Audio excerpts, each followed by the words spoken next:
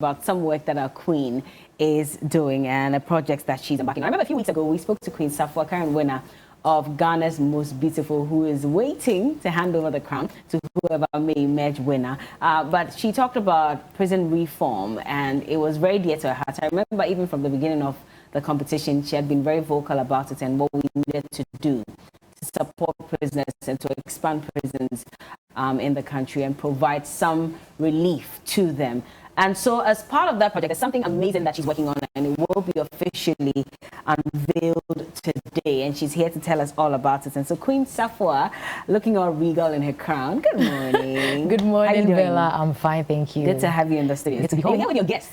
Yes. And who are supporters of these projects that you're embarking on? Partners, actually. Yes. I want you to introduce them since you are the Queen. I'll let you do a bit of the work this morning. Okay, so who do we have here? All right, so I think I'll give the benefit of the doubt for them to also introduce themselves. Okay, I wanted you to do it, but don't worry. Let me just pass it on. John C.C. Annan is a marketing and communications manager for Coral Reef Innovation Hub. Yes. Good to have you in the studios. And Peter Kwesi Abila is in charge of monitoring and research at the NLA. He also joins the NLA Good Causes Foundation. Oh, NLA Good Causes Foundation. That's the corporate social responsibility wing. I see. And we have Sarfoa representing Sarfoa Foundation. Yes, well. Please. Tell us what's happening today. Yes, today, an amazing stuff. First of all, let me just say hello and good morning to all your viewers and your listeners. It's good to be home, so I miss you all. We're kicking you out. Please, I won't go. I won't go. Start packing your things. Okay, anyway. So as Bella rightly said, this is something that has been dear to our heart, and during the launch we were vocal about the Sarfoa project, which ensures that potentials that are relegated, especially in the prisons, would be unearthed and unlocked. And this basically climaxes everything, which is on the IT refurbishment of the old facility of the only senior correction center in the country, Ghana, as at now. And our partners also come in with training the inmates and then the officers, and also giving equipment so that they would be empowered as youth for their potentials to come out and to add more value to them for the benefit of Mother Ghana and the country as a whole. I see. How long have you been working on this? This has taken a while, like a month, 2, 3. But why this in particular? I mean, there are other aspects you could have looked at with regards to them, because we visited them not too long ago. Yeah. And when it comes to developing their potential, that is very dear to their hearts as well. So I'm sure that's what they pitched to you. But there could have been another thing that you could have worked on. Why this? This particularly because I, for one, strongly believe in the youth. So the reason why we decided to choose the Senior Correction Center. So it is a widespread project, and we are looking at other places. We are looking at health, we are looking at refurbishment, and we are looking at a lot of things. But today, we want to start off with how we can empower and equip our youth today, despite where they come from and despite their predicament, because we believe that they have equal potentials as people outside the prisons or who are not incarcerated. And the only way to empower them is to give them the requisite and conducive environments that will facilitate effective learning, and that cannot also be done without giving them the equipment and the right tools for that. So we realize it's very good to start off from there, and then we give them what they need to start something, because we believe in them and we prove to the world and the country that they are worth believing in. Absolutely. And the fact that you have these people who are partnering you as well, that means a lot. So I'll come to you first, John. So Coral Reef, what is the reason why you agreed to partner with the Sarfoa Foundation? So foremost, Coral Reef, we take our name from the coral reef in the ocean. This is an area for sustenance for light. So what we are is a hub of ideas. And primarily we strive to drive education through technology.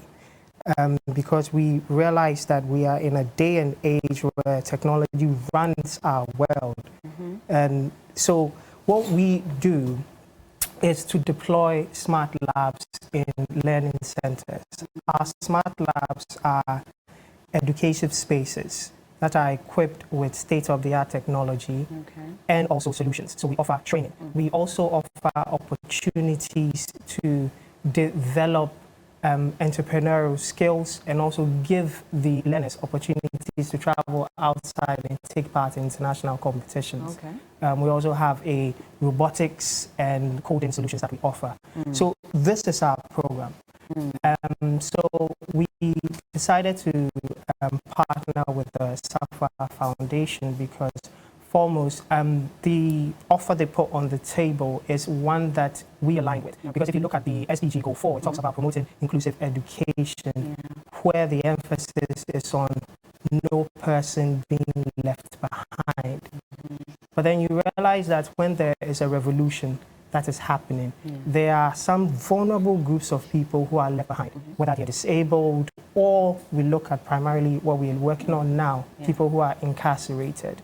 So why should they be left behind? Just because of they being in an unfortunate predicament at some point in their lives. Where you are now doesn't define who you will become or where you will be for the rest of your life. You should still have an opportunity to have the skills that you need for the world of work. So that is why we partnered with Sarfoa and the Good Causes Foundation to deploy the Smart Lab in the Senior Correctional Center so that these inmates would first of all develop the skills that they need. The Smart Lab provides you thinking skills. It gives you goal-setting skills. It also gives you skills like coding and robotics, which are very high-level skills, so that when you go out, you are able to start your own businesses, you are able to qualify for jobs. Because these young people, when they go out, they don't have a criminal record. So you need to have that opportunity given to you to have the job with the skills that you acquire in the Smart Lab. Very interesting. And so now the Good Causes Foundation as well, you're playing a key role in all of this. What exactly are you doing, and why did you also agree to partner? Yeah, we decided to join the project because Coral Reef brought a proposal to us. It was an amazing proposal. So the DG and the head of the foundation thought it wise to partner Coral Reef because it was within our pillars, that is education, health, and youth and development. That part, it was first of its kind, and it was targeting the vulnerable group in society. So we decided, well, let's partner it and make it unique. So that is why we joined. And we also wanted to impact lives through our games. That is the motto of our foundation. So we want to impact lives through our games. So that is why we joined, so that if the managerial group could get this, that means there is hope for the future. Absolutely. So that is why we joined. Indeed, there's hope. And so later today is when we're launching it? Or actually this morning?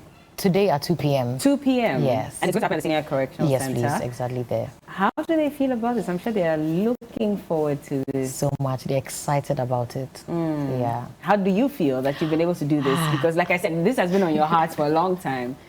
And now you see it materializing. Honestly, Bella, it has been thrilling for me. And when I look back and now, when you have an ideation and it gets to the implementing stage, you realize that despite the fact that a lot of work, a lot of money, a lot of things, sacrifices have gone into it, you see it and you smile because eventually something good has been put on there, and you go a long way to impact somebody who was hopeless and did not have anyone to believe in. I believe this will carry on even to generations to come because we are putting a message across that we do not have to discriminate. We are looking at equal opportunities for everyone despite who you are and where you are, because we can all make it and we have different potentials. So together we can make this work. So we're looking forward to the launch later today. Let me not call it a launch necessarily. It's a commissioning of the facility. Yes. The Smart Lab facility. Yes. So what are some of the things that we'll find in there when we walk in? So when you walk into the Smart Lab, the Smart Lab particularly will have tablets for the learners. And then it will have laptops for the teachers. You also have interactive boards. So it is either an interactive blackboard or a projector. The tablets and the laptops are all connected by what you call the content access point, where the instruction is loaded onto it. So we are not doing pen and paper. We are not doing pen and paper. We are doing everything digital. It will also have a coding and robotics facility where the people would learn coding. They are going to start with Scratch, which are building blocks, and proceed to Python coding, which is the advanced form of coding that everybody is using now. So that's the idea. We're not reducing them to the basic.